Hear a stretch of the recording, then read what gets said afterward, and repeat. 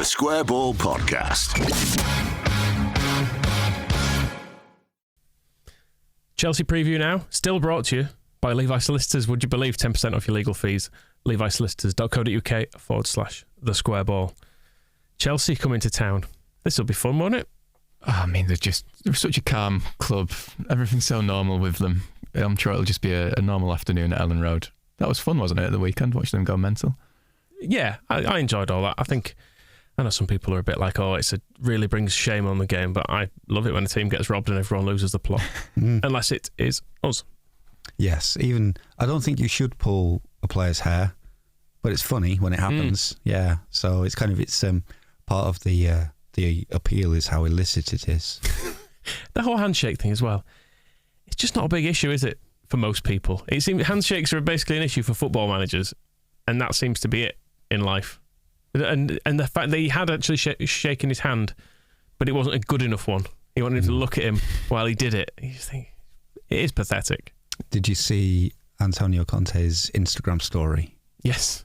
It was a real zinger, wasn't it? That's pathetic.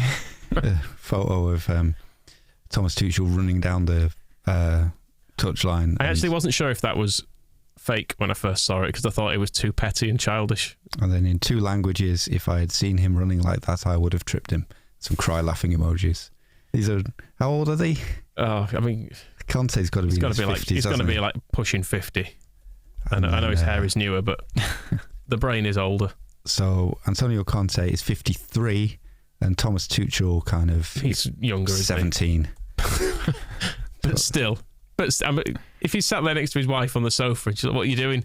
Just putting on a Instagram message, calling him out. She'd be like, "For fuck's sake." And Thomas Tuchel is 48. Is he? I thought he was younger than that. Yeah. No. Tuchel is mates with our new assistant manager, isn't he? Rene Maric. I think it was reading his brilliant, insightful tactical blog that Tuchel decided to get in touch with him to do some work for him, and that kick-started his career, I think. There you go. I have to say, I preferred Chelsea when they couldn't spend any money and looked to be knackered. This Chelsea spending money again thing, it's a bit boring.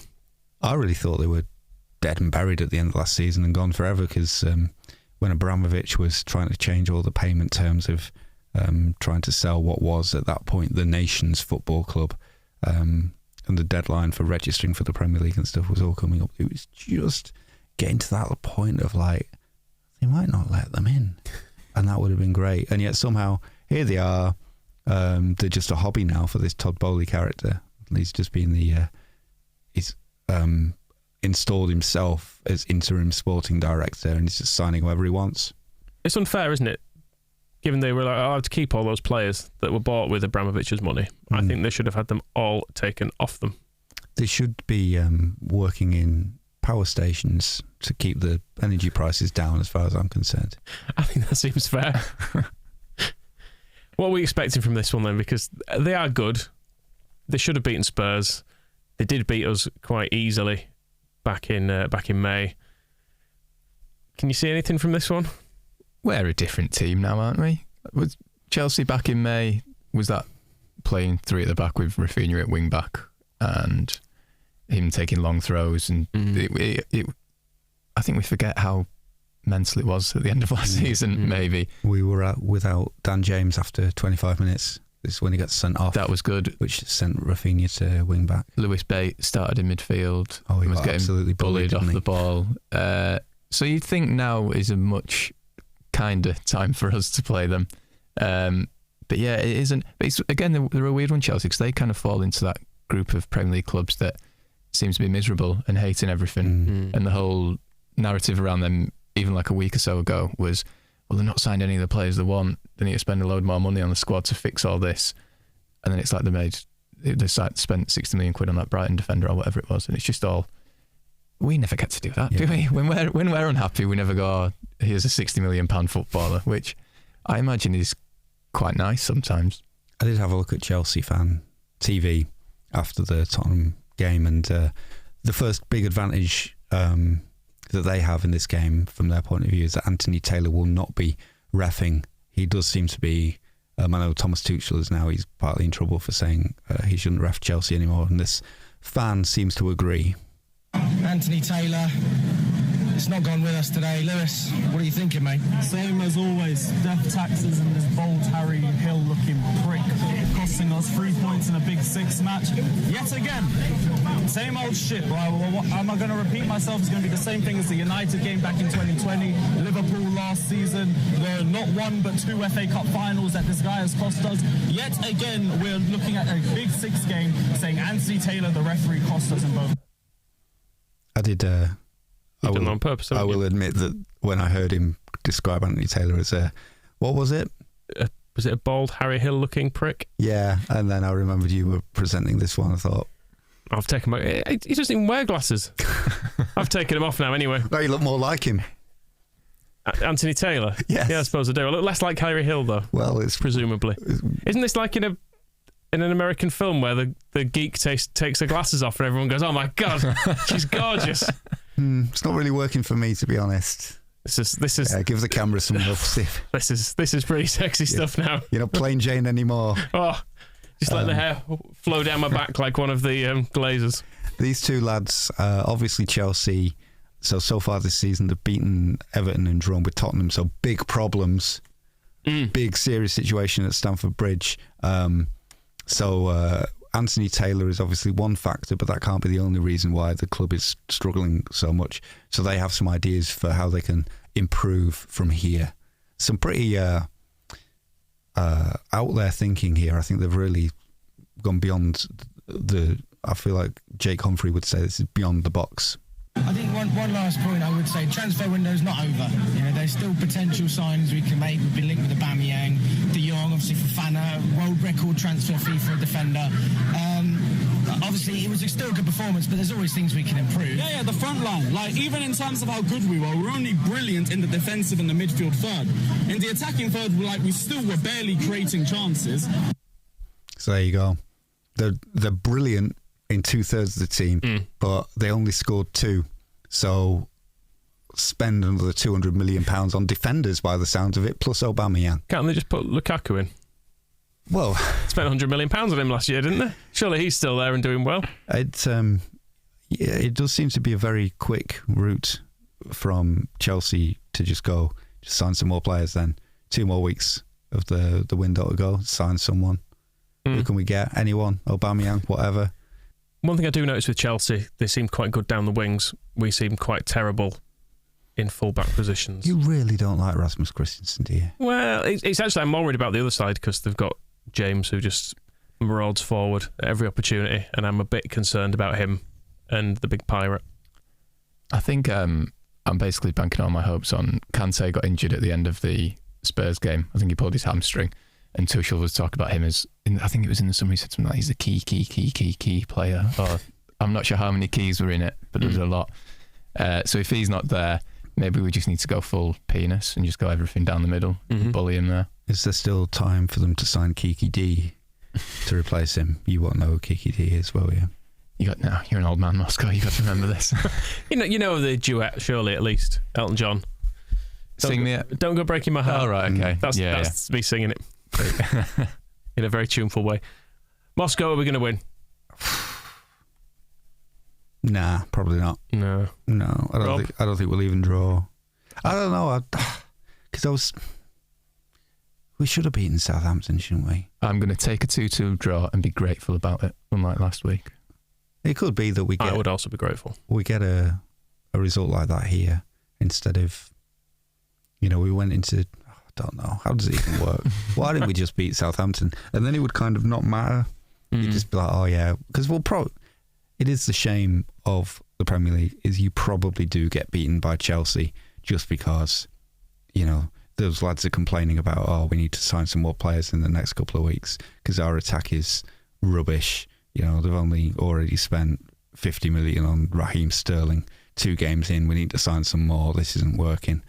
That kind of stuff just really puts you in a bind because I don't know what more they want. Raheem Sterling, on top of all the players that they've already got there, who is the front lines? There's Kyle Havertz, and then some others.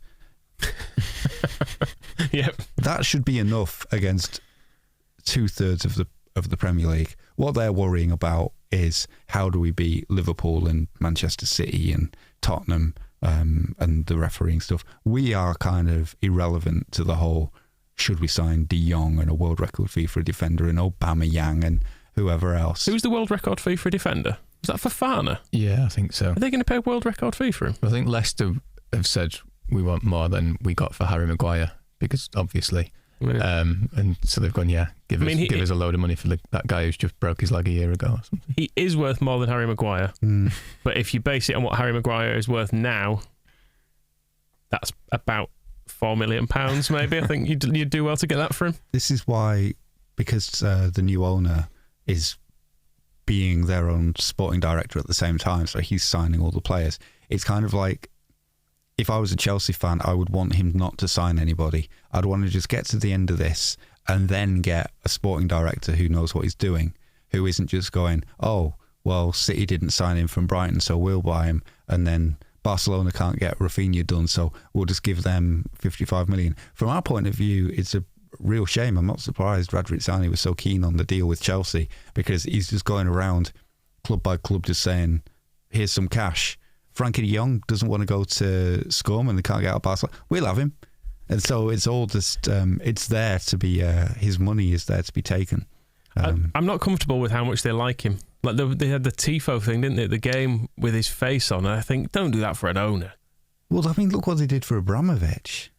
Well, yeah, that's true. They're all convinced that there's been some, terrible injustice done to him by not allowing him to spend billions of pounds on their football club anymore. It's it's weird that it's because, I mean, this is a whole other subject, but the whole reduction of football down to which players are signed and for how much money, like for a big subset of fans, is almost more important than the match and enjoying what those players actually do. It doesn't matter how they play or what they do. It's all, are we going to sign Aubameyang next week, not how did so-and-so play today. All this talk of transfers has made me think I'm very happy that Rafinha will be playing from this weekend. That it would have been very, very uncomfortable, so it's nice. He might have been a cock in it as well. Just because of the way he commits himself fully to things. I can imagine he might have scored in front of the Kop and done some quite big celebrations, which then would have made me hate him a bit. I mean, I'd have already... as it is, the Rafinha mug remains in my cupboard because he went to Barcelona. I can kind of live with it.